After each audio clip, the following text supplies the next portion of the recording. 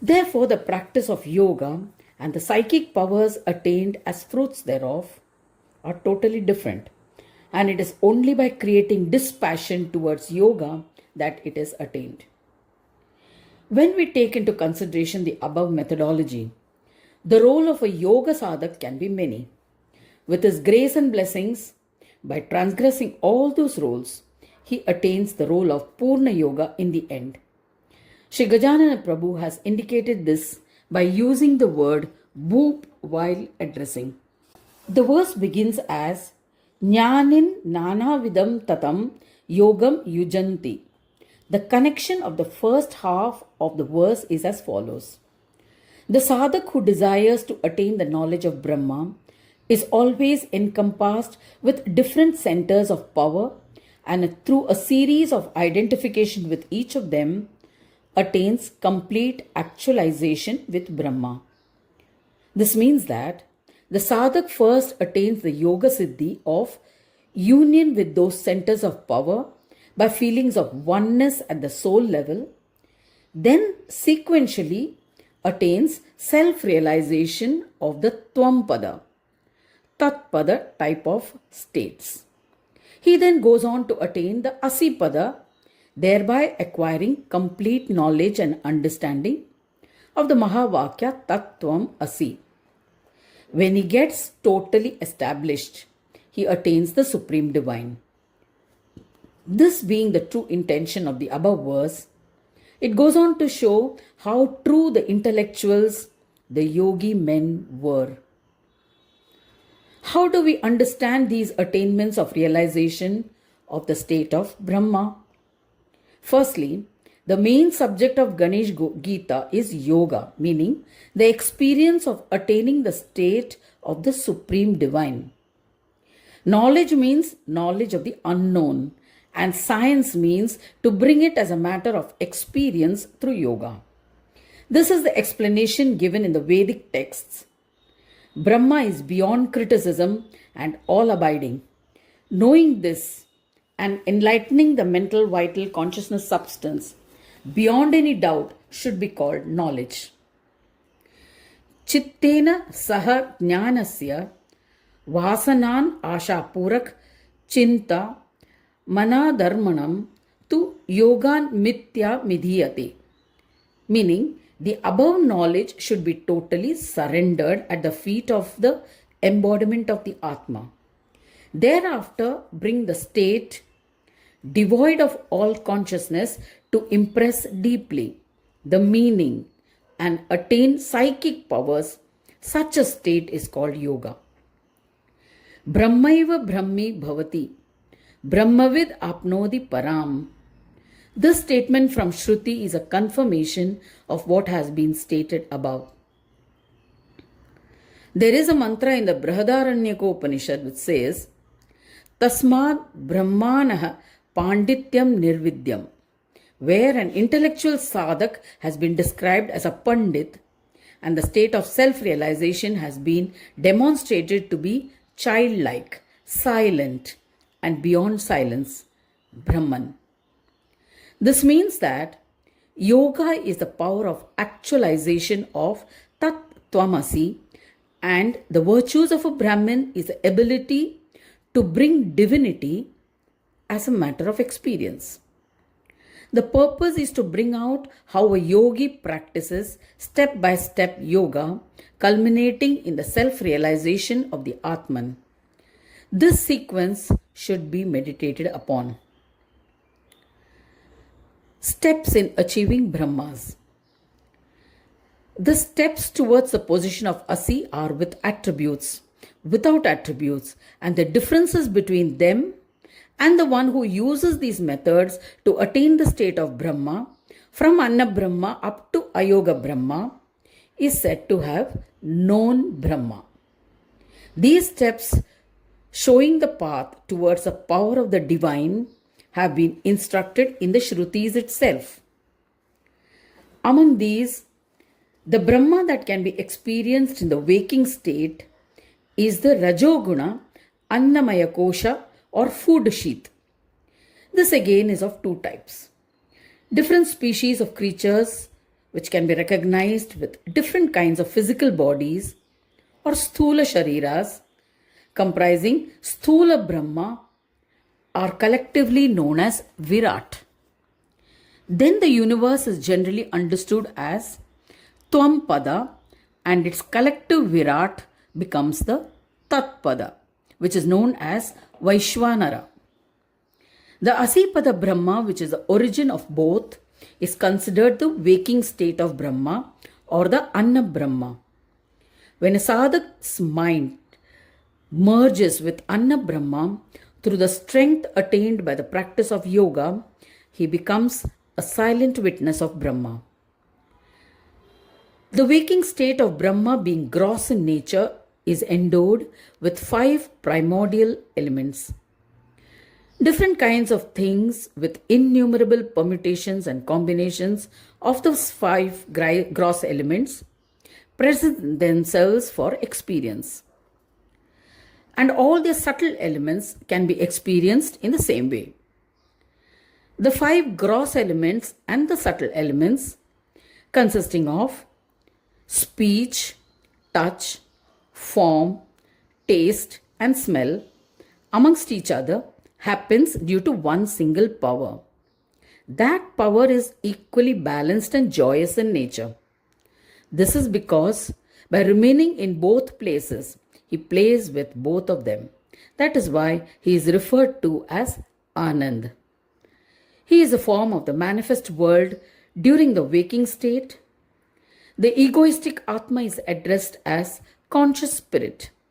Therefore, where the 3 power centers of the 5 gross elements, namely earth, fire, water, air and space, and the 5 primordial base of the 5 gross elements, and the state of equanimity come together, that embodiment of power in the form of conscious spirit is the 4th.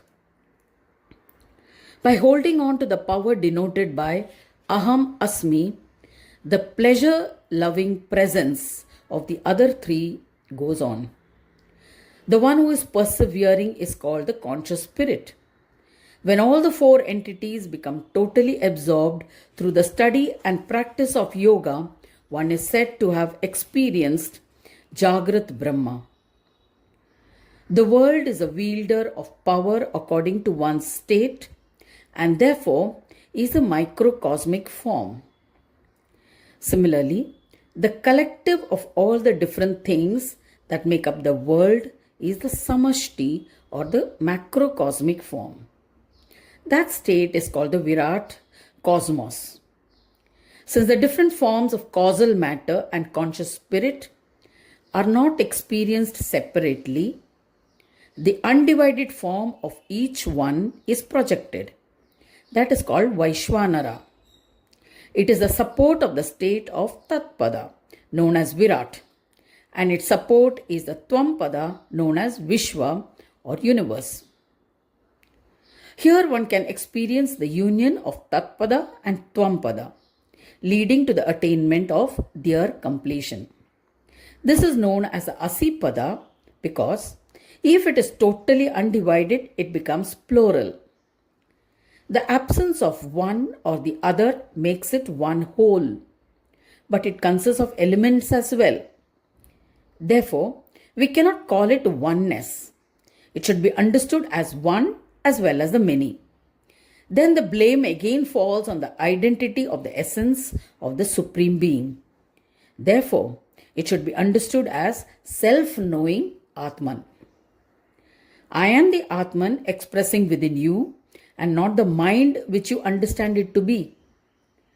Firstly, in order to elucidate the actualization of Anna Brahma, it is necessary to know the Atman within the gross body. In other words, the qualities of Brahma in the waking state are experienced through the Atman. How does that become possible? This was stated earlier that it is possible to know the gross body is made up of the 5 gross elements through its various features, which is why it exists in various forms. Then, from their primordial elements, their unity or similarity can be experienced. Therefore, its identity is one in totality. From the point of view of identity of essence on both sides, one or the other powers from the original gross body of the causal matter should be considered as conscious spirit.